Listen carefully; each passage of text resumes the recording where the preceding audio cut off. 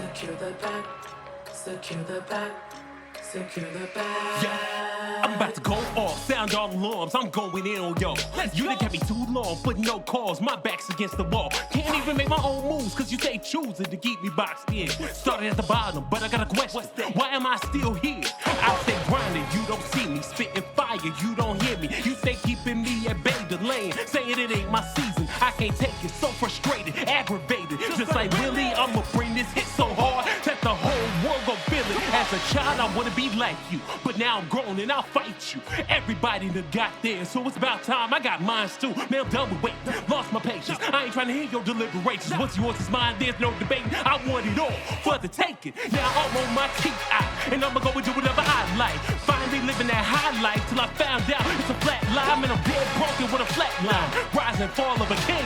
Why I had to lose it all to realize I had everything. Secure the bag.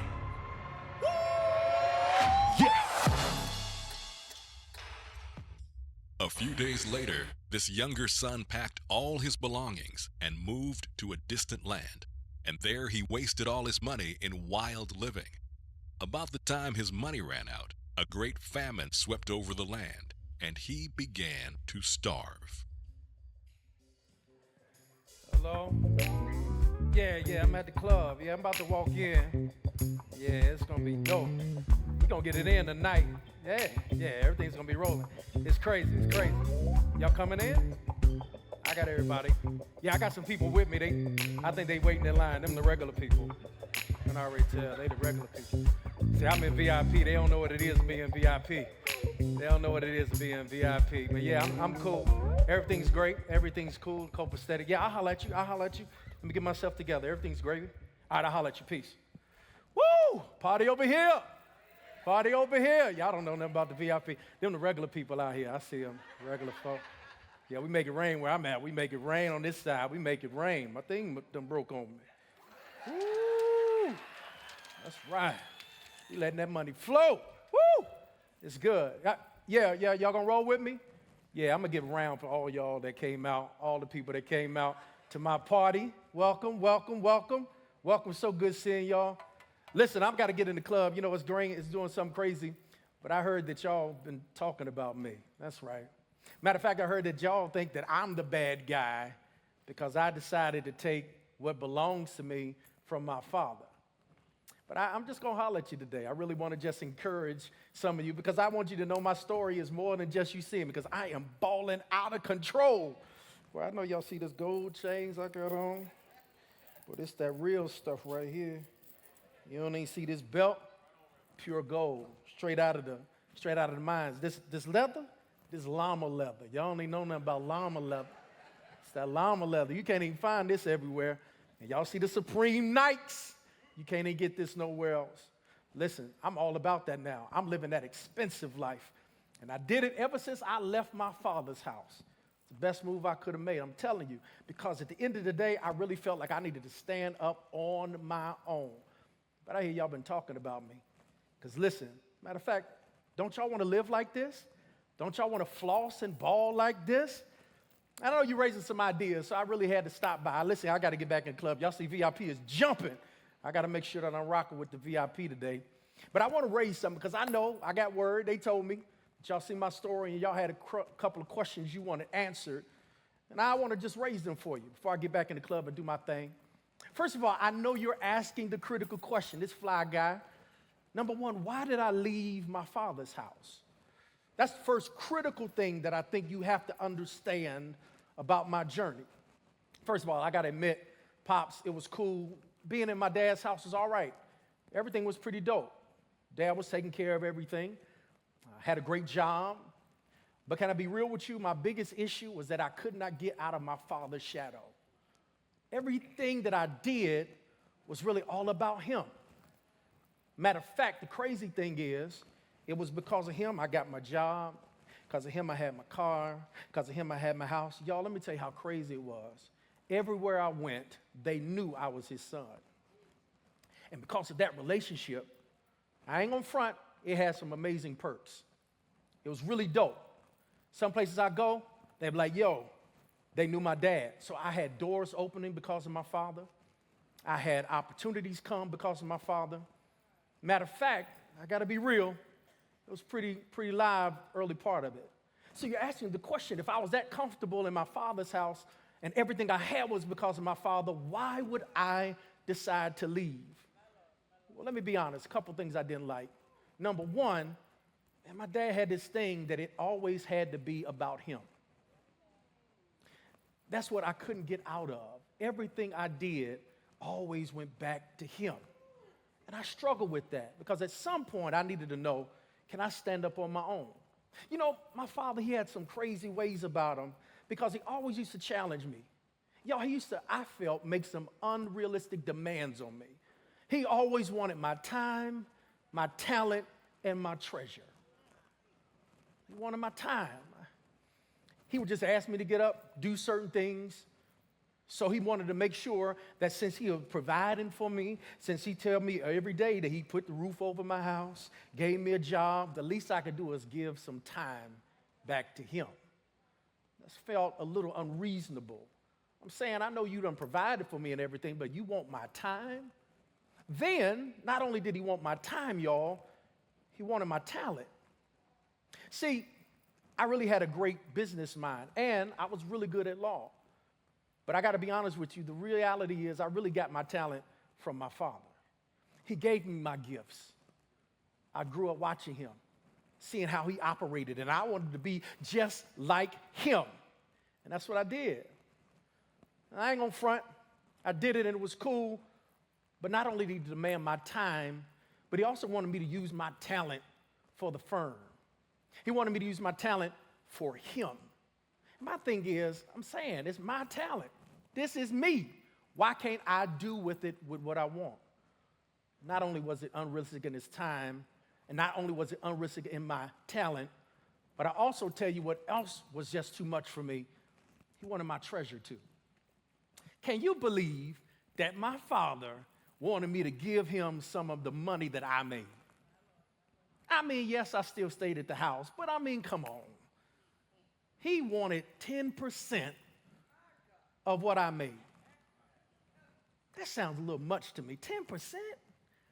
I mean, sure, I got 3 meals a day and got all the food I wanted. And sure, I got to sleep and go in and out of the house whenever I wanted to. And sure, those other things, but 10%, that's a lot. You know what I can do with 10%? These tough times. And I felt like that was unrealistic.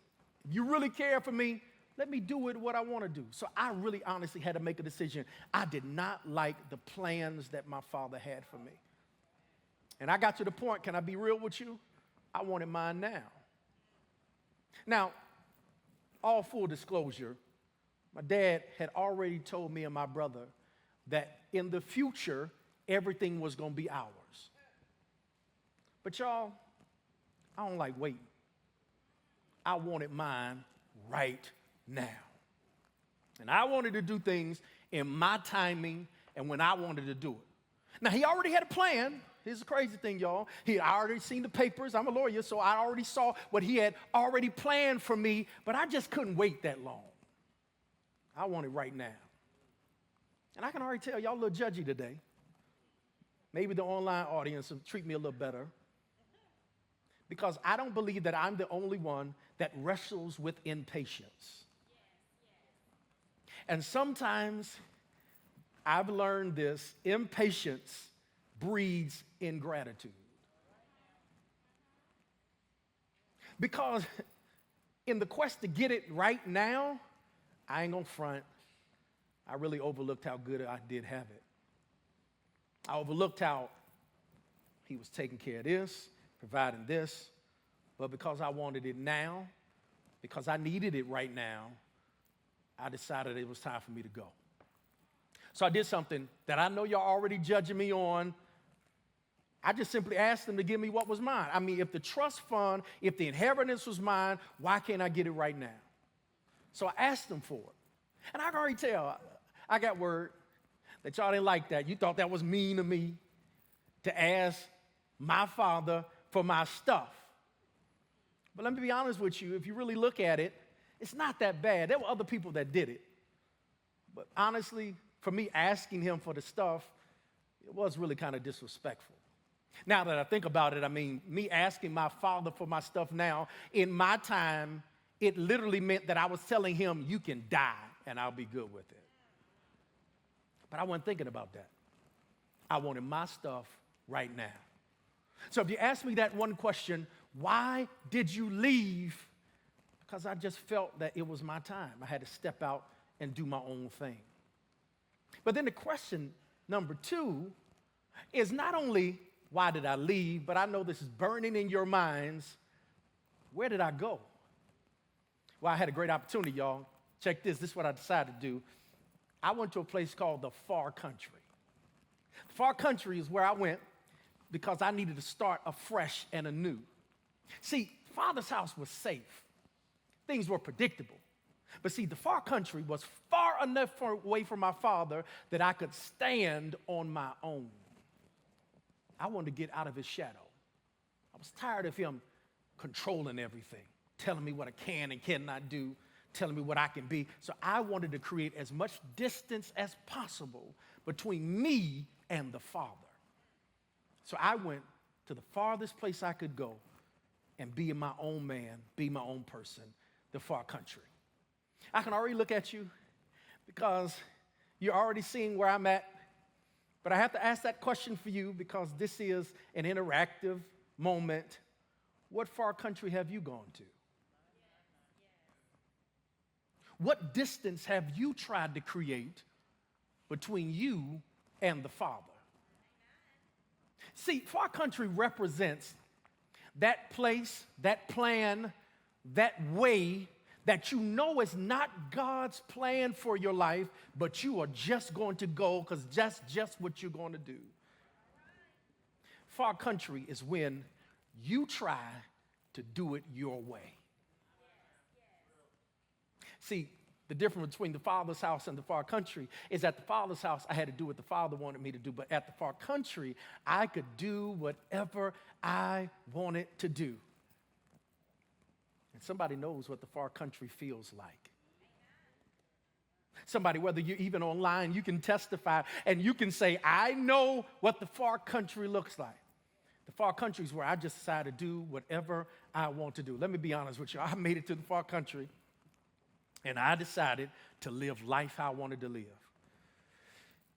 There were disciplines I grew up with. There were ways I was taught to be.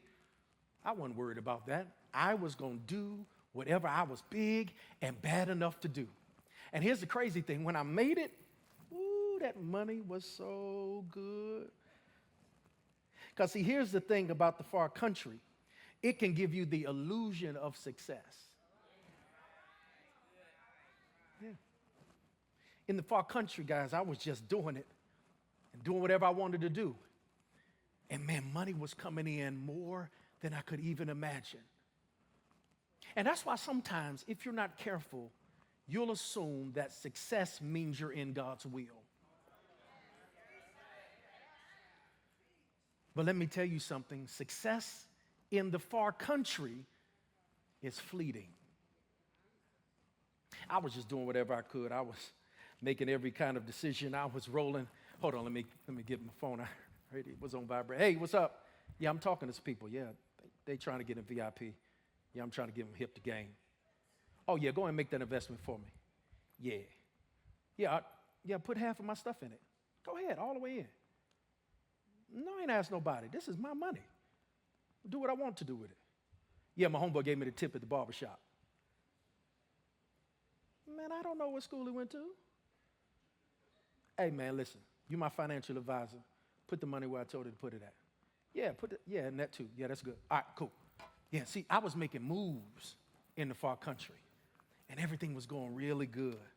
I was breaking people off. You know, I had to take care of everybody. And then I decided I want to do even more, and then I got caught up in material things. Started investing in stuff that, I saw other people doing. So I decided, I'm going to ball out in the far country. Got me a couple cars, a couple houses, you know what I'm saying? Broke some friends off. You know how it is. Everybody has a great business venture. I just gave money. Because, see, when you got money and you got success, you'll assume that you'll have it always. I was buying out the club. Matter of fact, Y'all good to me tonight? I'll give a round for everyone in here tonight. We can have a good time because that's what the far country looks like. It's about putting it. Matter of fact, if I did like the young people, man, I put my money to my ear. If I was on Instagram, y'all go ahead and take a picture of that. Let me go ahead and put the money on the sleeve. But what I didn't fail to do is while I was so busy trying to be successful, I didn't work on my soul. And so while I was trying to build everything with money, here's the crazy thing, guys. I got away from what really got me success in the first place. See, at my father's house, we knew what God had planned for our lives. In the Father's house, we had to spend time in prayer. We had to spend time in spiritual discipline. We had to fast, y'all. We had to do stuff like that. Like my dad put us on the budget. I know y'all don't know anything about that, but we had a budget. We had to be on it. 10-80 is what the Father said. We put 10 aside for God, and then we put 10 in savings, and then we will operate on 80%. That's what we would do. And there was a part of my life that I even did 10-70. That's right. I got so into it. I wanted to make sure that I would do it the right way. And man, it really worked out for me. But when I was in the far country, because I was not staying connected to the Father, I lost my way. And so if I can be honest with you, the more money came in, the more money went out. Because I thought that if I'm successful, then God will bless it. You know, here's the real folly that I've learned. You got to be careful. And I know you've never dealt with this, but I've had to deal with it. Here is the challenge. We have to be mindful that we don't try to force God to bless what we want God to bless. But what we should do is say, God, wherever you blessing, let me be there.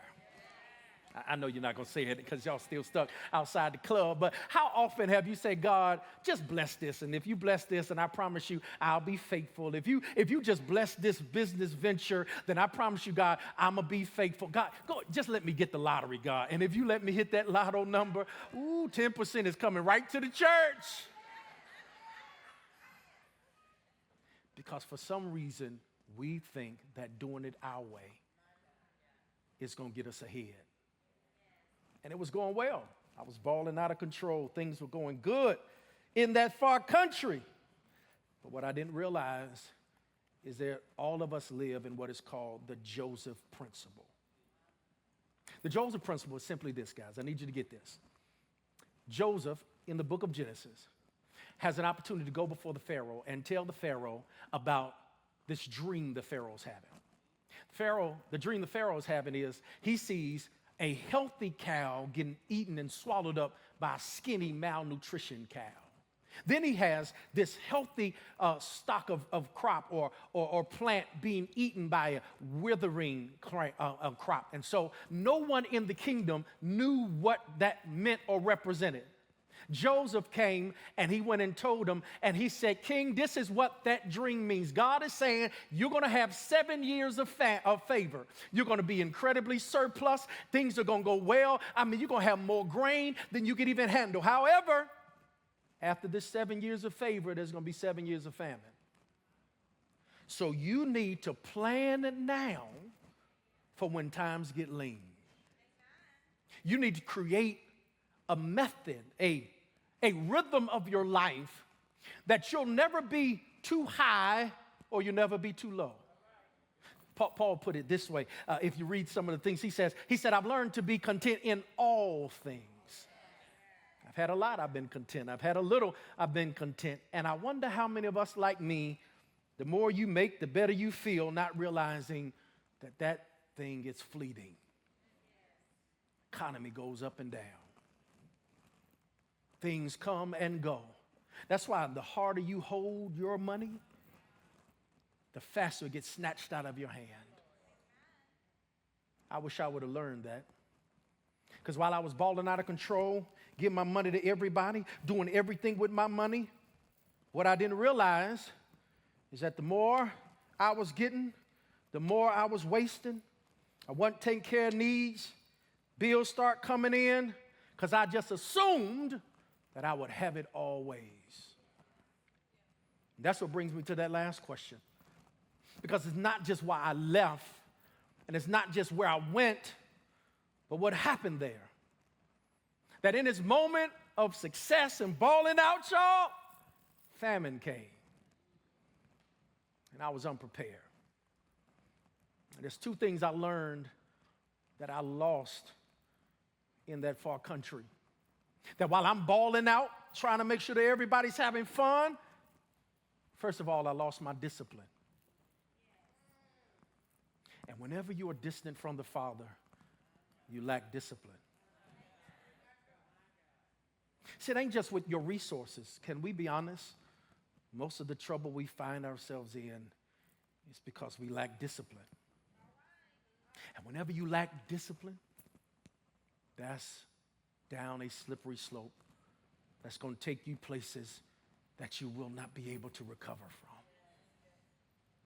In that far country, because I was disconnected from the Father, because I thought I could do it on my own, because I was deciding to do it my way instead of following God and said, in all thy ways acknowledge him, I decided I was going to do it my way because of my lack of discipline, y'all. It headed me down the slope during the famine.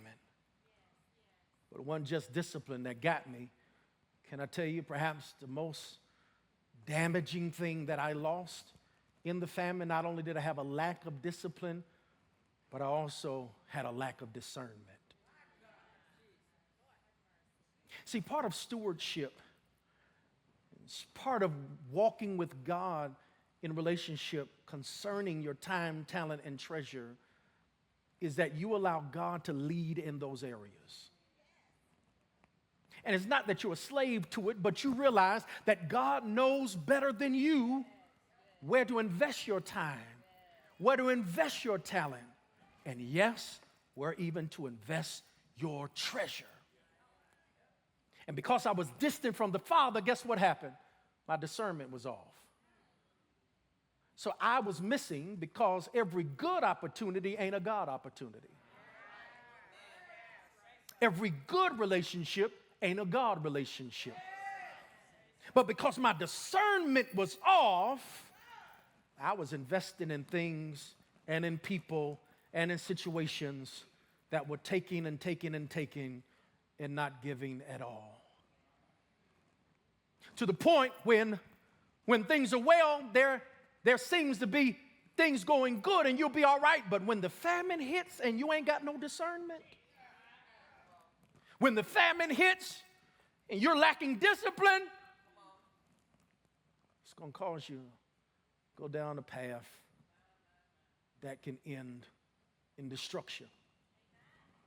It's because I didn't have discernment, guys. I just start doing anything. Things start going wrong, so I thought that I could just hurry up and make it better myself. I wonder if there's anyone like me who's ever tried to fix it and it got worse. Anybody like me that's ever tried to get it right? And you try to think that let me go and put my best foot forward, let me do it, let me do this, let me read this, and let me read that. And the more you try to fix it, the worse it gets. Have you had that happen?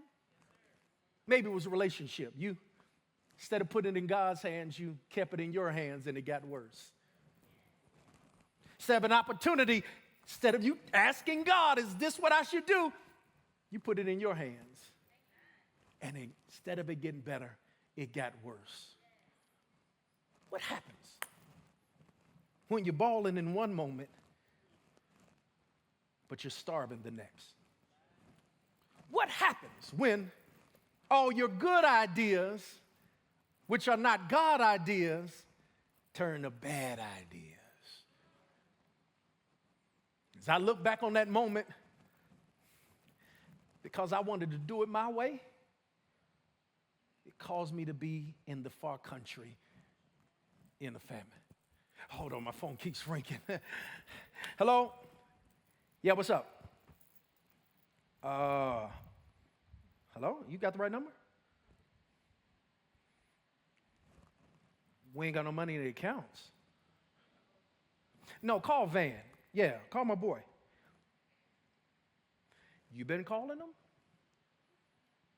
But that's my mans in them. Y'all can't find them? Whoa, hold on. And all the money's gone? But I'm about to get in VIP. Man, I got all these people looking at me, man. They think I'm rich. No, I'm at the club. What? They done took my cars, house. There's a tow truck outside the club right now. They repossess. Man, they can't do this. Man, I'm at the club, man. You can't tell them to come tomorrow. I got to fake it till I make it, man. I'm balling out. That's what I do. They send in a repo man. To where? To the club. Hold on, somebody just stepped up to me. Hey, man, can I help you? Oh, I think the repo man here. Man, I told you to tell him to come later. Man, I'll embarrass him in front of all these people and all these 1,000 people watching online. Hold on. Hey, man, can I help you? Okay, he telling me I got to give him my stuff. Hey, man, I'll call you back. All right. Hold on. Whoa. Can I see some ID?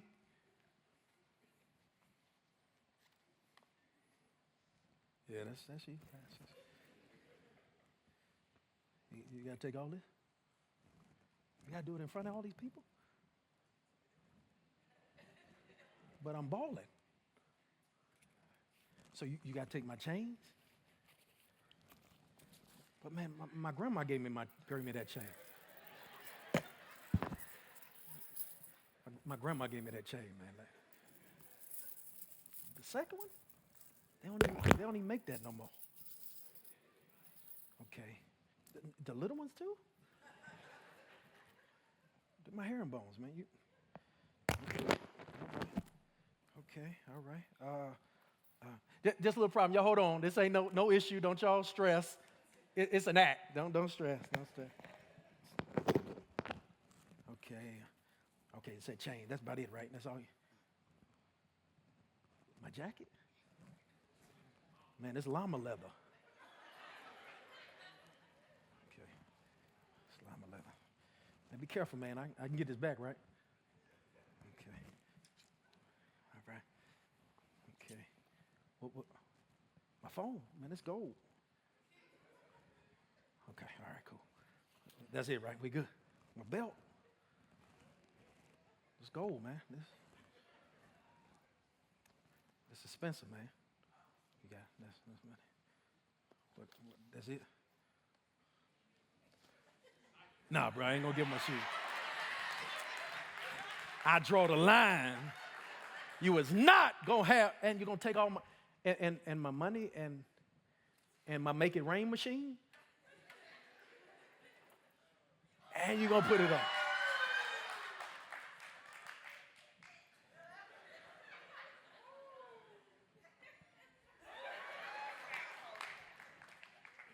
Man, I was just balling. Now I ain't got nothing.